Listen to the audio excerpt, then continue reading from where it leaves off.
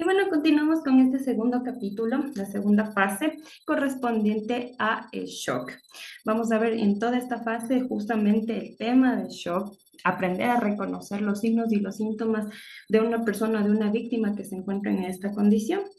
Entonces, primero definamos lo que es shock. Shock se considera una hipoperfusión tisular, por ende, no existe una buena oxigenación y un flujo de sangre hacia los órganos o tejidos de nuestro cuerpo, lo que provoca varios signos y síntomas que en un futuro próximo, es decir, si no tratamos o no damos la ayuda necesaria, se puede llegar a convertir en el fallecimiento o la muerte de esta persona.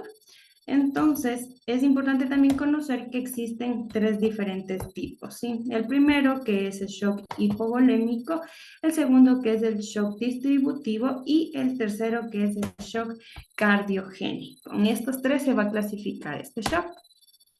El shock hipovolémico, principalmente hemorrágico, que se da por pérdida del volumen circulante, que en este caso es la sangre. Entonces, en las hemorragias, lo que veíamos del tema anteriormente, nosotros vamos a tener pacientes que posiblemente lleguen a esta condición de shock por la cantidad de sangre que están perdiendo y que vamos a poder identificar con algunos signos y síntomas. Tenemos el shock distributivo, que en cambio netamente tiene que ver con las alteraciones del tono vascular. Como ustedes ven en la imagen de la izquierda, tenemos un vaso sanguíneo normal y en el lado derecho tenemos un vaso sanguíneo restringido, ya sea por una vasoconstricción o por algún problema del tono vascular, en el cual no existe un paso adecuado, ¿sí? No existe una buena perfusión para que la sangre atraviese a través justamente de este vaso sanguíneo. Entonces, esto puede impedir que, como les mencionaba, la sangre y la oxigenación llegue hacia los órganos y los tejidos que necesitamos. Por último, el shock cardiogénico, en cambio, es un problema netamente del corazón, son alteraciones de las funciones del corazón. Entonces, es un problema en la bomba, en el músculo como tal, que podría ocasionar justamente también los signos y síntomas de shock. Ahora, ¿cuáles son estos signos y síntomas? Vamos a ver en el paciente piel pálida, fría, sudorosa, posiblemente alteración de conciencia, se va a presentar el paciente confuso, ¿sí? Entonces, vamos a tener estos signos que son los más característicos. ¿Qué es lo que vamos a hacer? Primero vamos a identificar y eliminar la causa.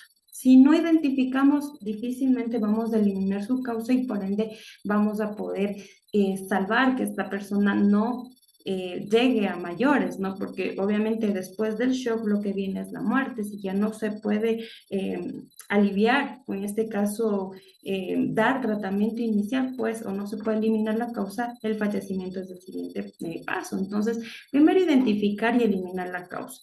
Como les mencionaba anteriormente, las hemorragias que son externas, que nosotros podemos ver, sí podemos controlar porque visualmente lo podemos observar. Sin embargo, van a haber lesiones que van a estar ocultas y para eso nos va a tocar realizar esta evaluación secundaria que anteriormente habíamos hablado, que era la exploración en general de todo el cuerpo en búsqueda de lesiones. Sí, nosotros incluso les indicaba que era necesario muchas veces hasta quitar la ropa o cortar la ropa justamente para buscar estas lesiones. Recordemos que igual la sangre al tener un color rojo con colores oscuros en la ropa se puede llegar a ocultar, entonces quizás haya presencia de una hemorragia y nosotros no nos estemos dando cuenta. Entonces, primero identificamos la causa y después la eliminamos con los pasos en el caso de que se deba a una hemorragia que anteriormente ya habíamos visto, que es presión directa, apósito sobre apósito, un vendaje compresivo y el traslado a un centro asistencial. Si más ustedes recuerdan, vimos también la clasificación de las hemorragias y en especial en la tercera clase y en la cuarta clase, nosotros tenemos una pérdida de sangre muy grande. Por ende, ya los signos vitales también nos empiezan a mostrar que hay estas alteraciones.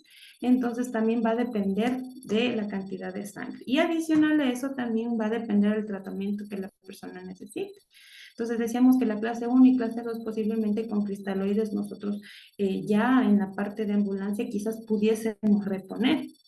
Sin embargo, ya la tercera y la cuarta necesitan también presencia de sangre, necesitan recuperar esa sangre perdida y eso solamente lo podemos hacer en un hospital o un centro médico. Entonces necesitamos trasladar a esa persona a un centro asistencial. Ahora, ¿cuál va a ser el segundo forma de prevenir este tema del shock o de dar tratamiento inicial del tema del shock? Pues va a ser también mejorar la circulación.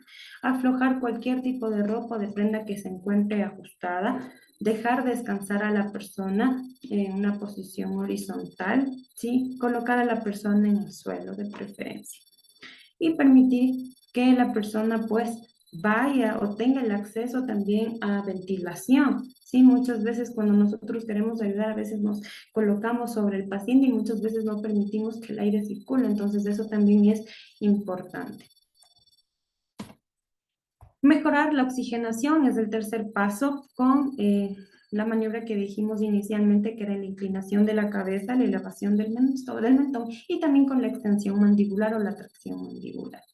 Entonces recordemos que la inclinación de la cabeza y la elevación del mentón lo vamos a aplicar en especial en personas que no hayan tenido un riesgo de daño en columna cervical, ¿sí? Porque puede ser perjudicial.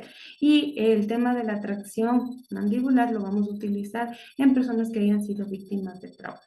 Entonces, ¿cómo nosotros mejoramos esta oxigenación? Al realizar estas maniobras, nosotros lo que estamos consiguiendo es permitir una permeabilidad, ¿sí?, del aire por nariz y por boca. Entonces, al nosotros realizar esta inclinación o al realizar esta tracción, lo que vamos a hacer es primero verificar si no tenemos presencia de algún objeto extraño dentro de boca o de nariz, que sea que le esté impidiendo oxigenar de buena forma. Igualmente, en el caso de lo que es la tracción mandibular en las personas, en los pacientes que han sido víctimas de trauma, por lo general la lengua tiende a irse hacia atrás y la lengua es el principal obstructor. Entonces, cuando nosotros realizamos esta maniobra de tracción, lo que estamos generando es que la mandíbula y la lengua se desplacen ligeramente hacia adelante y eso permite una mejor oxigenación. ¿Sí? Junto con la evaluación de la respiración, también que es algo importante, el poder saber si se encuentra dentro de los parámetros normales de la respiración o si hay alguna alteración. El cuarto paso va a ser evaluar signos vitales y aquí entra lo de la respiración que les comentaba y asimismo entra la evaluación de pulso, la evaluación de la saturación de oxígeno si contamos con el equipo, cuenta también la respiración, la circulación, la presión arterial. Sí, todos estos signos deben de ser evaluados junto con la temperatura para poder ver si estos parámetros se encuentran dentro de los rangos normales o si hay igual alteraciones. Eso nos va a servir mucho para saber qué hacer. Tal y como estamos viendo igual en la imagen, están incluso revisando pupilas, lo que ya anteriormente habíamos comentado que también era considerado un signo vital. Sí, la valoración de las pupilas con la linterna pupilar. Entonces aquí nosotros también valoramos lo que es el déficit neurológico. De ser necesario hablar con el paciente, seguirle preguntando, evitar que se quede dormido o que no reaccione, para ir sacando un poco más de información y también de paso vemos su estado de nivel de conciencia, a ver si es que se encuentra ubicado en tiempo, en espacio y persona, que es lo que nos interesa saber. Y el quinto paso, que es el principal, que no pierda el calor corporal. Hay que seguir manteniendo este calor con frazadas, con cobijas, con lo que tengamos en la mano. Si no tenemos frazadas y cobijas, puede ser algún saco, alguna chompa que quizás usted tenga en la mano y que le pueda prestar. Necesitamos mantener el calor corporal de esta persona porque la baja en la temperatura también puede hacer que los vasos sanguíneos se sigan contrayendo más y por ende no hay esta perfusión que necesitamos. Entonces, por favor, no se olviden abrigar siempre para mantener el calor corporal.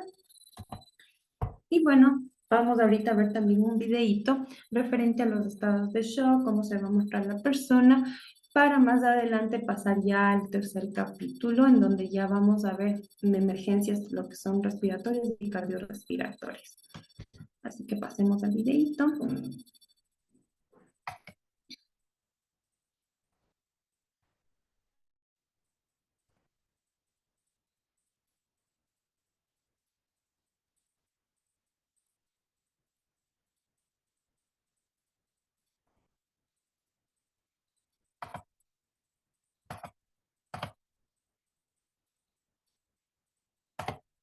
Estado de shock. Una persona está en estado de shock cuando tiene insuficiencia de circulación sanguínea y genera síntomas como estar sudorosa, fría, pálida y confusa.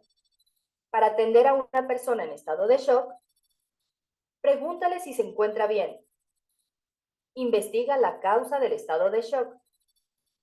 Coloca un objeto debajo de las piernas para mantenerlas elevadas a una altura de 20 a 30 centímetros.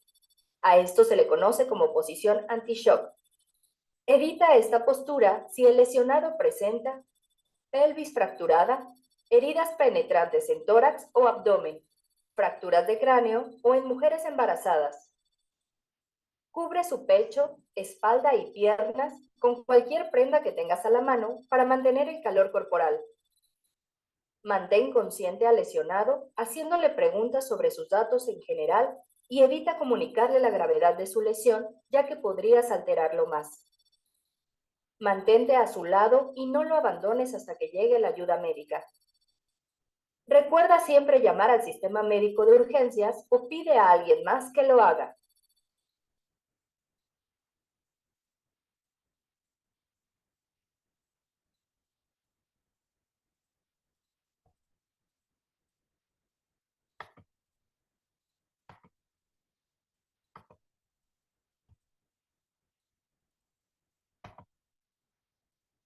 Y bueno, eso ha sido todo en el shock. Espero les haya quedado bastante claro y vamos a pasar en este caso ya al siguiente capítulo, así que nos vemos en unos minutitos.